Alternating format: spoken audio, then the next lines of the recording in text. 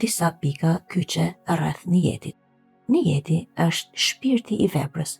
Pra, çdo gjë ka një shpirt, trupi ynë ka shpirt, dhe nëse ky shpirti ynë është I vdekur, vepra, pra niyeti, është I pa qartë apo është sikur mos të ketë shpirt. Pra, niyeti hynor është vetëm kur ajo merr vlerë në momentin që ne e bëjmë për hir të Allahut.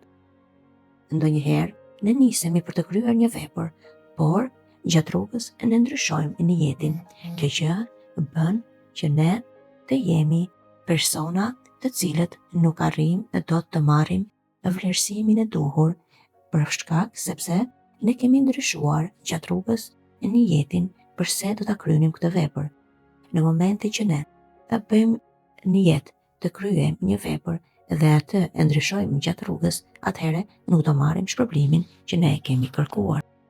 Pra, nëse ne bëjmë niyet të flëmë gjumë apo të hajmë ushqim, dhe kjo për qëllimin që kur ne të ngrihemi apo të kryejmë një vepër të kemi forcë për ta bërë atë sa më mirë për hir të Zotit në shërbim të njeriut.